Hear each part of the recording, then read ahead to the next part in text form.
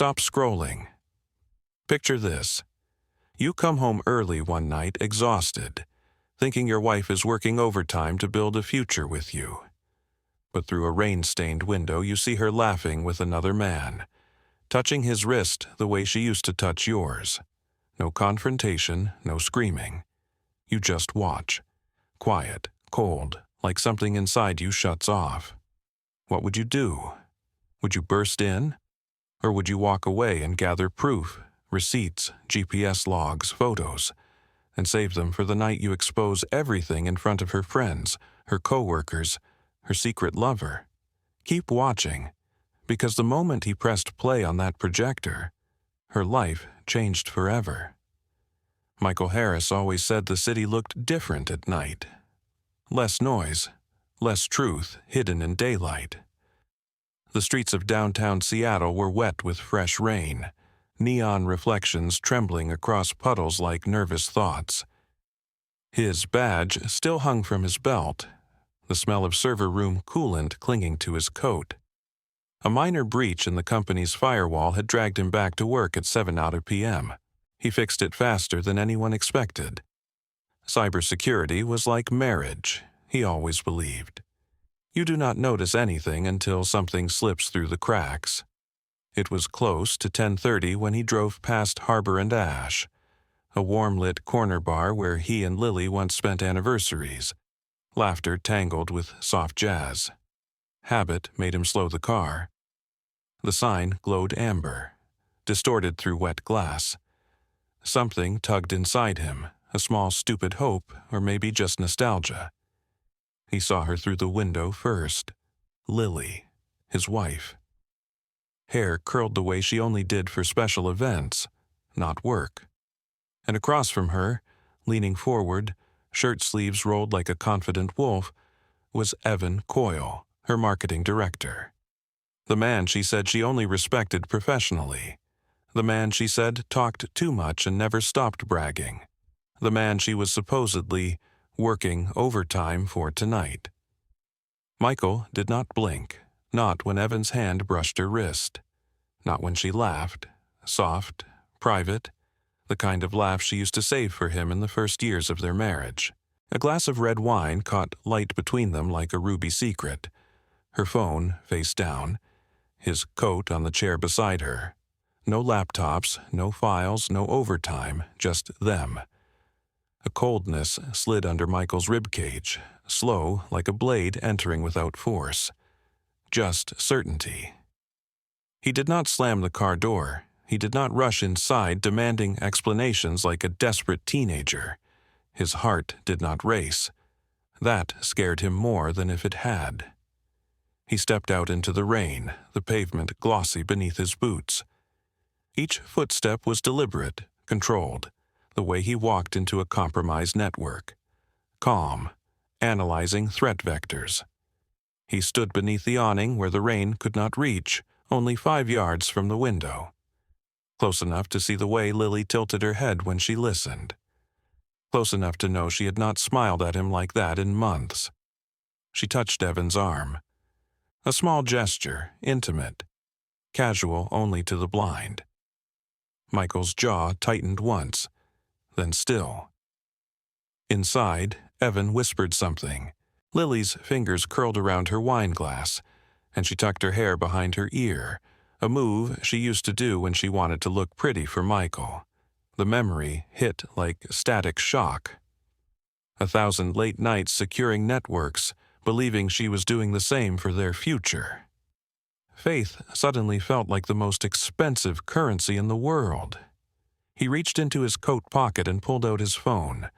Not to text her, not to call. He opened the camera instead. No flash, no movement, just proof. A clean snapshot. Evidence. Like logging unauthorized access in a system. No accusations, just data. He watched them for another full minute, long enough to memorize how betrayal looked when it did not know it was being seen. Rain pattered against the awning like fingers tapping a desk during long code scans. Michael felt his breathing steady into slow, controlled inhales, combat breathing. the kind he learned during tactical training seminars years ago. Emotional containment. A drunk couple pushed past him, laughing, smelling like cheap beer and Friday freedom. The world continued spinning, as if his did not just fracture. He put his phone away, buttoned his coat, and turned back toward his car. Not once did he step inside that bar. Not once did he confront her. Confrontation gives power to the guilty. Silence gives power to the observer. He drove away in rain that now sounded like applause on the windshield, congratulating him for finally seeing what had been hiding in plain sight. His wedding ring felt heavier than metal, like an encrypted file filled with memories no one could ever restore. He kept his eyes on the road, city lights stretching into cold lines across the glass. Michael Harris did not cry. He did not curse. He just processed, like a machine handling corrupted packets, storing them for later evaluation. Revenge is never loud at the beginning. It whispers. Tonight, it whispered to him. There was a time Lily hated red wine. Too bitter, she said, too heavy. Michael remembers laughing as she tried her first sip on their wedding night, scrunching her nose like a kid forced to eat broccoli. They danced on the deck of a small lakeside lodge in Oregon, her head resting against his chest, whispering that she never wanted a life bigger than that moment. She wanted simple, safe, loved. For years, Michael believed he gave her exactly that. Their first apartment was small, the kind where you could hear neighbors argue through walls, and the kitchen light flickered for 3 years before they finally replaced it. They did not have much, but they had routines. Sunday morning pancakes, Tuesday game nights, Friday dinners at whichever diner had the cleanest coffee smell. Lily would sit at the table flipping through magazines, planning dream vacations they could not afford yet, and Michael would work late into the night on penetration testing assignments because promotions in cybersecurity were never given to men who slept 8 hours. He thought she understood that building a future sometimes required disappearing into code until dawn.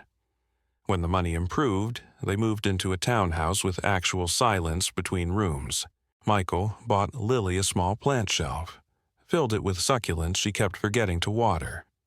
She laughed when he wrote care schedules on sticky notes like threat mitigation reminders. She used to kiss him just for thinking about details she never noticed. But somewhere along the way, maybe during her 3rd promotion, maybe when she started attending those networking socials, Lily began to change. Subtle at first, different perfume. A new lipstick shade meant for nightlife, not office meetings. Her phone no longer left face up on counters. Notifications suddenly required privacy. The woman who once sent him photos of her lunch now sent fewer messages at all. Michael told himself it was stress, growth, normal evolution of 2 adults with demanding careers. But marriage, much like network security, fails not from a single breach, but from micro-vulnerabilities ignored too long. She would come home later. The sound of her heels on hardwood no longer brought warmth, only quiet concern. She blamed deadlines, product launches, late meetings with Evan's team. She started keeping her work laptop closed before he even entered the room, like an encrypted partition she did not want him scanning. Michael did not push. Love, to him, meant trust without surveillance. He defended her, even to his own doubt. One evening, she returned at almost midnight, cheeks flushed, smelling of Cabernet instead of office air. He asked if everything was all right. She kissed his cheek, said, "Just overtime," showered quickly, crawled into bed without a real conversation. She fell asleep facing the wall. Michael stared at the ceiling, counting breaths like soldiers count seconds before breaching a room. He tried to reconnect, planned a weekend trip to Bainbridge Island. She canceled last minute. Evan needed her for a presentation. He suggested cooking dinner together like they once did. She ordered takeout instead. He bought her roses. She left them in the sink. Their love did not explode. It eroded, quiet, polite, like water reshaping stone grain by grain. Eventually, her chair at the dinner table became more often empty than filled. He ate alone, scrolling through vulnerability reports, firewall logs, anything easier to understand than the woman whose heart seemed to be migrating elsewhere. Sometimes she would return home glowing, laughter still lingering on her lips, and Michael wondered why he was not the one who put it there anymore. He never asked. Combat wisdom teaches restraint. Engage only when necessary. He chose silence, believing the storm could pass on its own. But storms do not pass when the umbrella is broken. They drown you. By the time Michael saw her in that bar with Evan, he realized he had been living beside a stranger disguised as his wife.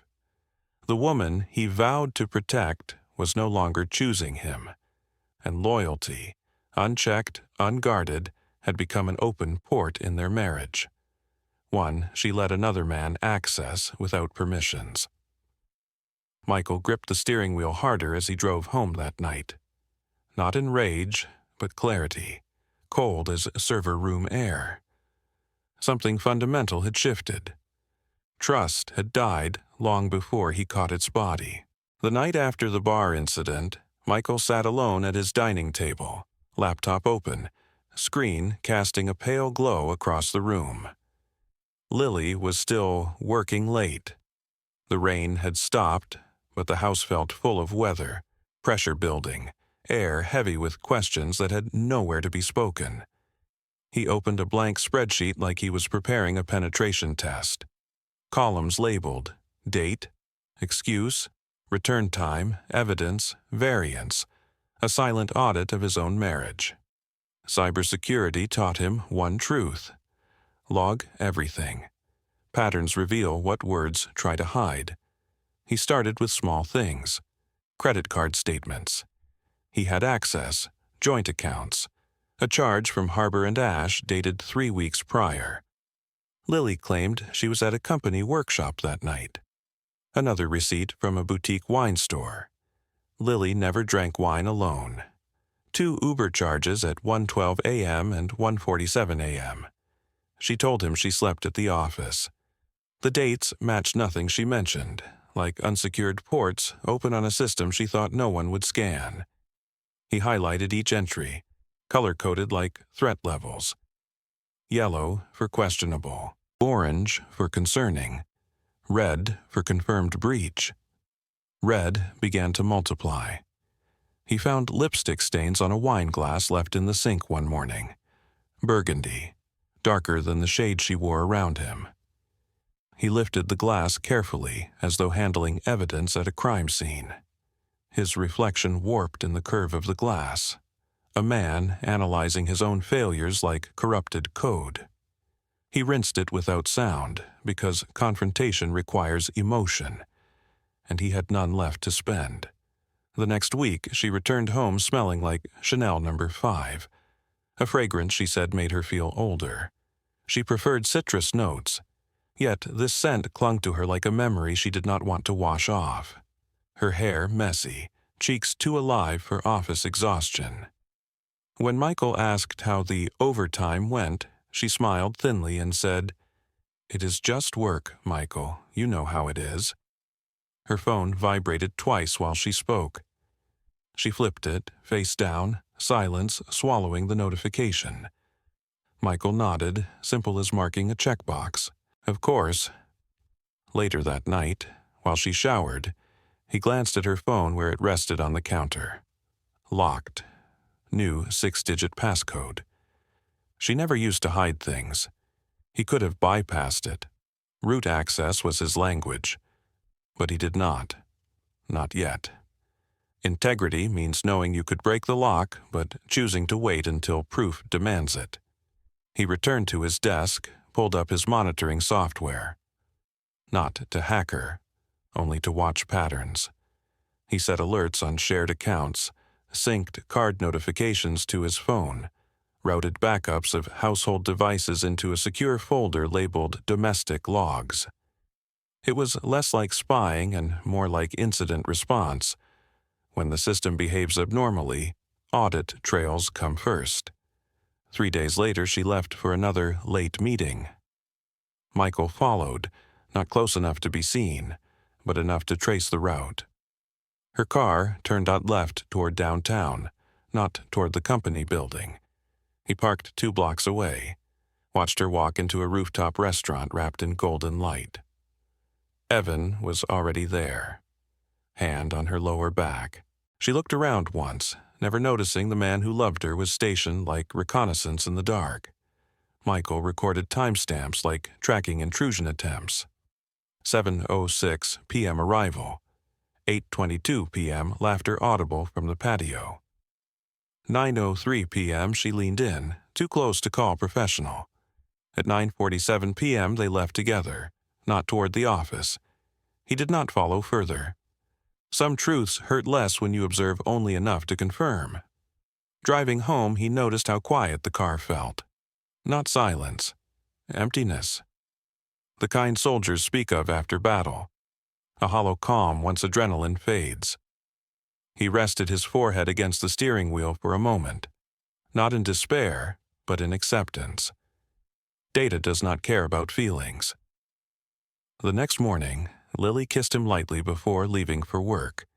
Her eyes did not meet his. She smelled of that same perfume. He watched her walk out the door, her heels tapping like countdowns. He opened his laptop again, reviewed logs, receipts, timestamps. The evidence now formed a complete pattern. Not rumor, not insecurity. A breach confirmed. Still, he said nothing. Revenge requires patience. And Michael Harris had patience the way a firewall had layers. Quiet, unseen, lethal only when necessary. Harbor and Ash looked different when betrayal was no longer a suspicion but a certainty. On that night, the night that split Michael's old life from the new one, he did not intend to catch her. He had only wanted fresh air after 12 hours spent hardening firewalls against a brute force attack on a banking client. His eyes burned, his mind wired from caffeine and command lines. He drove past the bar out of habit, but habit has a cruel sense of timing. Through the rain-speckled glass, he saw Lily again. Not like before, not like colleagues sharing wine. Her hand was on Evan's knee. His face leaned close to hers, lips only inches from a territory that once belonged to Michael alone. Lily was laughing softly, the kind of laugh you make when your body remembers desire. Evan whispered something at her neck. She tilted toward him, and Michael knew with a technical certainty that this was not emotional ambiguity. It was active breach, ongoing and deliberate. His pulse did not quicken. Instead, it slowed, cold and precise, like a sniper adjusting breath before pulling the trigger. He stepped from the car, rain needling his coat, the storm washing away whatever warmth he still carried for her. His shoes splashed in shallow puddles as he moved closer, stopping outside the window where amber light painted everything too beautifully for the ugliness inside. He watched them. No shaking. No whisper of confrontation rising in his throat. Lily brushed Evan's hair back, fingers sliding with familiarity. He cupped her cheek. She did not pull away. Instead, she leaned in, eyes soft, mouth parting slightly, promise in the shape of a breath. Michael raised his phone once more. Click. Another angle. Click. Reflection of her wedding ring glinting as she touched another man. Click. A short video, 15 seconds, capturing her leaning into Evan's shoulder, his hand sliding along her spine like he owned her. Proof. Not assumptions. Not doubt. Hard data. He stepped back into shadow, rain dripping from his hair, hands steady like during a high-risk penetration test. In incident response, gathering evidence precedes action. You do not patch mid-attack. You observe, document, contain. Michael moved to a bench across the street, barely visible under a flickering street lamp. He recorded timestamps, location metadata, even captured snippets of their voices when they stepped outside for air. Lily, I cannot go home yet. He will be awake. Evan, then do not. Stay with me tonight. The words hit harder than any gunshot. Not loud, not dramatic. Just a quiet detonation inside his chest. Michael exhaled once, a long, slow release, like clearing memory cache after overload. He stood, walked back to his car, and drove home through rain-blurred traffic lights that looked too much like exit signs from a life he once trusted. At the house, he entered not like a husband returning home, but like a digital forensics expert entering a corrupted system. He sat at his desk, opened a secure drive, created a new encrypted folder titled Evidence Chain. Inside, he stored the photos, videos, receipts, GPS logs. He backed them up across 3 devices, 2 cloud accounts and 1 offline drive. Triple redundancy. No breach of truth would escape again. Every keystroke sounded like a nail sealing a coffin. Lily came home at 1:14 a.m. Her hair slightly tousled, lipstick smudged. She smelled of red wine and unfamiliar cologne, not Michael's. She walked into the kitchen, humming, checking her phone before noticing him. "You are still awake?" she asked casually, as if loyalty were optional. Michael nodded. "Network issue, had to monitor logs." Not a lie, just not the whole truth. She walked past him, kissed his cheek lightly, but her eyes were distant, unreachable. She showered and slipped into bed, facing the wall again. Minutes later, she was asleep, breathing slow and content, while he sat awake inches away, watching the cracks in their marriage widen like fractures in tempered glass. He stared at the ceiling, hands folded over his stomach, emotion contained like a sealed file. It was not rage that kept him awake. It was clarity, the kind that comes when denial has no room left to live. Michael realized something deadly simple. She did not just break his trust. She believed he would never detect the intrusion, and that assumption was her fatal miscalculation. He turned on his side, eyes open, mind already planning the architecture of his revenge. Their 5th anniversary arrived on a Saturday, dressed in polite sunlight, the kind that makes a house look happy even when its walls are carrying secrets like fractures under paint. Lily woke early, humming, checking her reflection in every mirror, curling her hair with a concentration she had not given Michael in months. When he asked why she looked so radiant, she smiled and said, "Just want tonight to feel special." Special. The word tasted metallic on his tongue. Michael hosted the celebration at the loft at Madison Square, rented weeks in advance, not for love, but for closure. Exposed brick walls, warm string lights, a jazz trio in the corner playing slow brass that felt heavy with nostalgia. Friends arrived first, then colleagues, then family. Last came Evan and his wife, Claire. Sharp-eyed, elegant, unaware she was walking into a controlled detonation. Lily floated around the room with champagne and charm, touching Michael's arm occasionally like routine muscle memory. He responded with gentle smiles, quiet, composed, no tremor in his voice, no anger leaking through. Revenge is a system. Execute cleanly or not at all. At 8:30 p.m., guests gathered for the toast. Crystal glasses lifted, golden liquid trembling under the lights. Lily stood beside Michael, fingers grazing his, her smile rehearsed. He looked at her with calm eyes, not loving, not hateful, just aware. "Thank you all for coming," Michael began, voice low, steady as a server booting up. 5 years of marriage teaches you many things, Mainly that loyalty, like system security, must be monitored, maintained, trusted, until it cannot be. Soft laughter, confused but polite.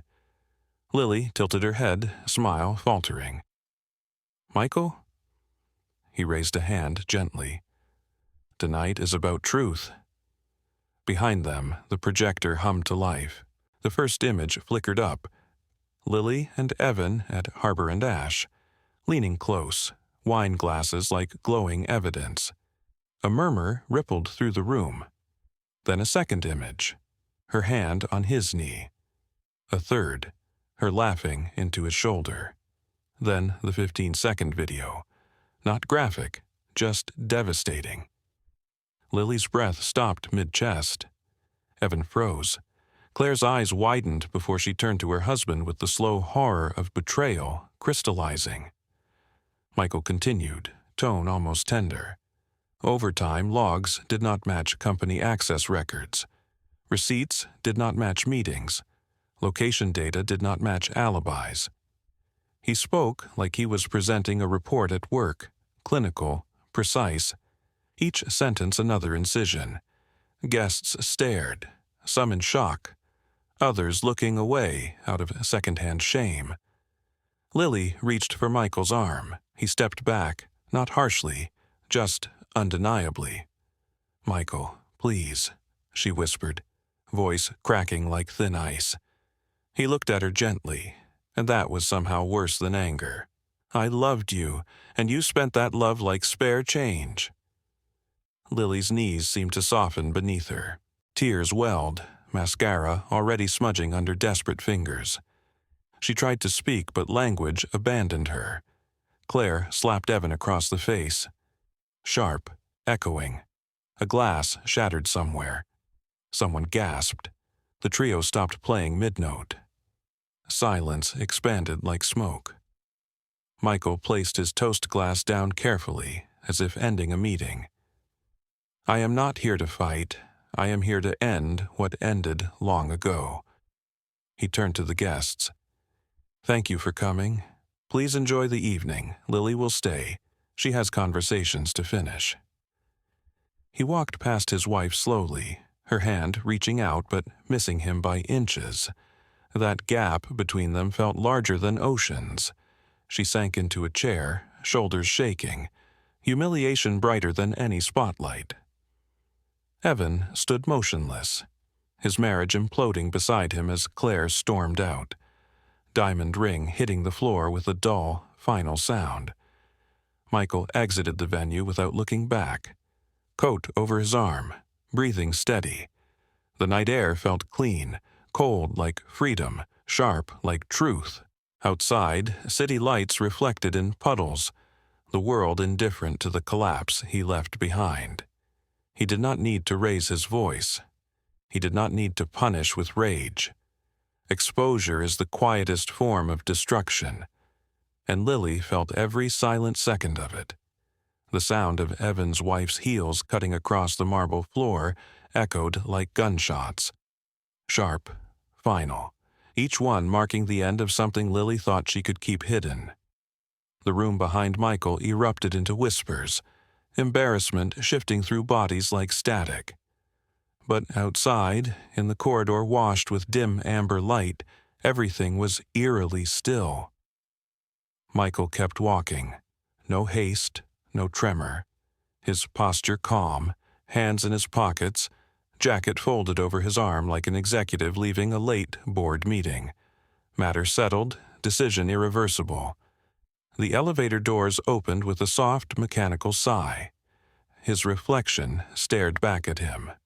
Composed, expressionless, a man hollowed out not by rage, but by understanding too clear to ignore. Inside the loft, Lily crumbled. She fell to her knees beside the table where the champagne still waited to celebrate a marriage already dead. Her breath came in broken stutters, fingers clutching the hem of her dress as though fabric could hold her life together. Guests averted their eyes, unsure if consolation was mercy or intrusion. Someone handed her a napkin. Someone else quietly slipped toward the exit. Evan stood motionless, throat tight, face pale under the warm lights. Claire was already gone, and he did not chase her, his eyes fixed instead on the woman he had helped destroy. He stepped forward, whispered, "Lily, I'm sorry." She slapped his hand away, voice cracking like frayed wire. No, this is not happening." Tears streaked black trails down her cheeks. She looked toward the door Michael walked through minutes ago as if he might still be there, waiting for her to explain an unexplainable choice. But Michael was already in the elevator, descending floor by floor, the world above him tearing itself apart. The doors closed. He exhaled slowly, a controlled release. Combat, breathing again. Emotional discipline. He did not shake. He felt no triumph. Only the quiet ache of someone who spent years building a home firewall strong enough to keep the outside world out, never realizing the real malware lived inside. Outside the building, rain had started again. Light, steady, tapping rhythmically against street signs like a metronome guiding him forward. He walked to his car, turned the engine on, and let the wipers clear the windshield with mechanical indifference. Back upstairs, Lily stumbled into the hallway, shoes abandoned, makeup smeared. She pushed open the exit door and looked down the street, scanning for Michael's car like a drowning person searching for shore. Too late. His taillights glowed faint red through rain, then vanished into traffic. She ran a few steps, barefoot on wet concrete, calling his name, a sound so fragile it almost dissolved in the weather. But Michael did not slow, did not check the rearview mirror. Emotional detachment is a firewall rule. Once trust is compromised beyond repair, deny all future incoming requests. Lily collapsed against the building wall, sobbing into her shaking hands. The cold seeped into her bones, the kind of cold born not from weather, but consequence. Evan followed her outside, jacket over his arm, trying to console her. She shoved him again, harder this time. "Look what we did," she choked. "He loved me." Evan had no words. Inside the car, Michael rested his hands on the steering wheel, not driving yet, not thinking forward, just existing in a space where pain sat still enough to examine. His phone buzzed once, an unknown number, then Claire's name, voicemail. He ignored it. He opened his encrypted folder out of habit, reviewing the evidence, not to obsess, but to confirm the clarity of what came next. See the pattern, trust the logs, make a decision. He deleted nothing. Evidence remains useful in court. When he finally pulled away, the city lights blurred slightly, not from tears but from rain. His expression did not change. There was no satisfaction. Revenge is not joy, it is a reckoning. He drove to a hotel instead of a home. Checked in under his company travel rate, no fuss. Room 509 overlooked the sound. Black water stretching endlessly, quiet and uncaring. He placed his ring on the bedside table. Metal hitting wood sounded like a gun casing striking the floor. He lay on the bed fully dressed, staring at the ceiling, listening to the muffled drone of rain and distant traffic. His heart did not rage. It simply let go. Down the street, Lily sat under the awning, drenched, mascara bleeding into her palms. A woman who finally understood the cost of a cheap thrill. Evan stood near her, but she was alone in every way that mattered. Michael slept that night without dreams, not peace, not relief, just absence. The courthouse was colder than it needed to be, not from the air conditioning, but from the way endings have a temperature of their own. Fluorescent lights washed everything in pale tones. No romance, no warmth, just truth under a microscope. Michael sat at the long oak table, suit pressed, expression calm, hands folded like a man waiting for a meeting rather than the dismantling of his marriage. Lily entered late, shoulders small under a beige coat. eyes swollen from nights she probably spent bargaining with memories. She saw Michael and paused, a single hesitation, like a heartbeat held too long. Then she crossed the room and sat beside her attorney, stealing glances as if searching for a crack in his composure. There was none. Judge Patel reviewed the file quietly. The affair evidence packet sat thick and undeniable on her desk. Photos, videos, timestamps, financial logs, the neat printouts of betrayal captured like documentation in a digital forensic report. Chain of custody flawless. Integrity verified. "Mr. and Mrs. Harris," the judge began, her voice even. "We are here for dissolution of marriage. All supporting materials have been submitted. Before we proceed, is there any final statement or intention to reconcile?" Lily exhaled shakily, hands trembling around a tissue. Her attorney glanced at her, then nodded for her to speak. She turned to Michael. "I know what you saw," she whispered, voice frayed. "I know I destroyed something beautiful. I am sorry, Michael. I do not expect forgiveness. I miss you. I miss us." Michael studied her for a moment like analyzing corrupted code, familiar structure but no longer safe to execute. He did not raise his voice. He did not soften. He simply spoke the truth that had ripened into clarity. "You miss the version of me who did not know," he said. Her face crumpled. "I can change. We can fix this, please." "Trust is not software," he replied quietly. "You cannot reinstall it after deletion." Silence rippled through the room, subtle as a knife sliding under ribs. Lily reached for his hand across the table, desperation raw in the gesture. Michael did not move toward her. His gaze lowered to the papers between them. Divorce agreement, asset division, no contest. She hesitated, then withdrew her hand slowly, as if touching fire. "I never thought you would leave me," she whispered, a confession more honest than any she had given him in months. "That was the problem," Michael said. Her attorney cleared his throat, but neither of them looked away. The judge observed quietly, understanding that real endings do not happen when signatures dry. They happen in the silence between two people who used to be home to each other. "Mr. Harris," the judge said, "do you request any amendments?" Michael slid a document forward, alimony waiver for Lily, property split fair, clean, merciful, even. He was not here to destroy her, just to let her feel the cost of what she gambled.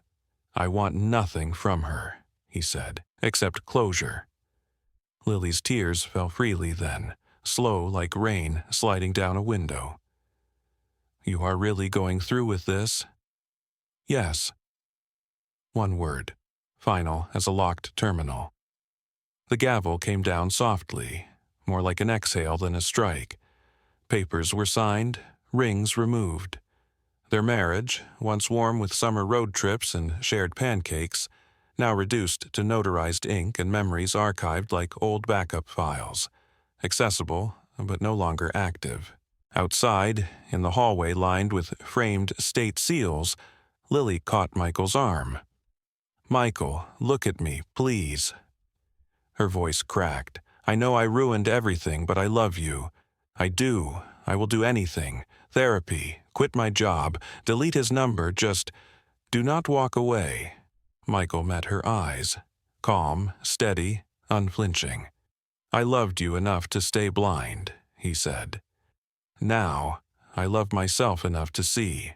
She broke then, shoulders collapsing, breath shaking like static interference. She reached for him, but he stepped back, not cruel, just untouchable. He turned, walked down the hall, footsteps soundless over polished floors.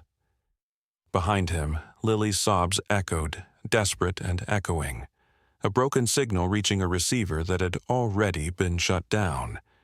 He did not look back. He did not need to.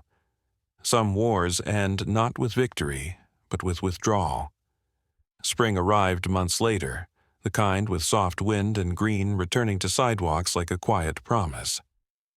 Michael had moved into a modern apartment overlooking Lake Union, minimalistic, clean lines, no echoes of old arguments in the walls. His mornings were simple now: black coffee, a run along the waterfront, sunlight warming the back of his neck. He breathed differently these days, deeper, slower, as if his lungs had finally learned they were meant for peace. He began joining a tech innovation club on Thursdays, volunteered twice a month teaching high school students the basics of cybersecurity. Teenagers with bright eyes who wanted to hack the world but did not yet know its cost. He liked that, passing knowledge like patches, preventing them from repeating his mistakes. He had grown leaner, sharper, not hardened but refined. Pain, when processed right, becomes muscle. On a Sunday afternoon, he sat at a cafe near South Lake Union, nursing an Americano while sunlight painted gold across the tables. Beside him sat Emily, a product designer he had met during a cybersecurity seminar. She laughed, soft, not loud, honest laughter that did not taste like betrayal. They spoke about cloud architecture, bad UI decisions, terrible dating app bios. Michael listened the way a man listens when he has finally cleared the malware of old memories from the system. He was not in love yet, but he was open. Healing is not a restart. It is a firmware update. Across the street, Lily stepped out of a grocery store with a paper bag tucked against her hip. She did not see him at first. She looked different, thinner, quieter in posture, eyes carrying late-night regrets like permanent shadows. When she finally noticed, her body paused mid-step, breath caught. She stood still, the world bustling around her, frozen like a still frame in a movie where the audience knows the ending, but the character does not. Michael looked back, expression neutral, not cold, just done. Emily followed his gaze. "You know her?" she asked gently. "My ex-wife," he replied. No bitterness in his tone, just a fact like reading data off a screen. Lily's lips parted, a whisper of his name forming but never reaching. She wanted to cross the street. He saw it in the subtle forward lean, the tremor in her fingers gripping the bag. But she did not move. Maybe she remembered the evidence projected under warm lights, or her own voice breaking in a hallway where he chose himself. Emily smiled softly at him. "You want to leave? We can go somewhere else." Michael shook his head. "No need." He raised his cup slightly toward Lily. Not a greeting, not reconciliation, just acknowledgement that the past existed, and that it no longer owned him. Her eyes shined with a wetness she blinked away, chin trembling. The light changed. Cars moved. People passed between them like waves. When the street cleared again, she was still standing there. But he was already turning back to his conversation. Emily asked about his weekend plans. Michael spoke about hiking near Mount Rainier, maybe learning to sail this summer. He laughed, not forced, not cautious. Free. Lily eventually walked away, each step heavy, like carrying a lesson learned too late. She glanced back once, seeing him lean toward Emily as she showed him something funny on her phone. His smile was small but real, the kind that once belonged to Lily, now earned by someone who had not taken it for granted. The truth settled over her like cold rain. Loyalty is expensive to lose. Michael did not watch her leave. He did not need to.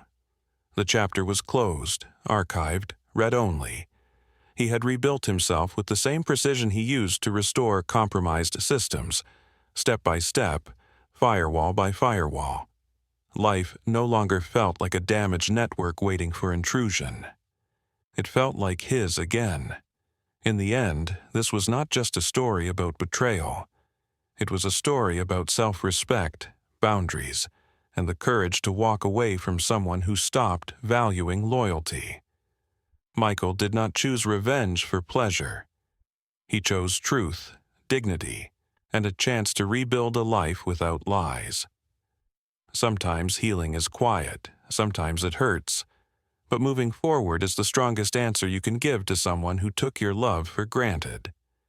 If you have ever been in a situation like this, if you have ever loved deeply and had to let go, you know how heavy those steps can feel. Would you have walked away like Michael did? Or would you give a second chance? Tell us what you think.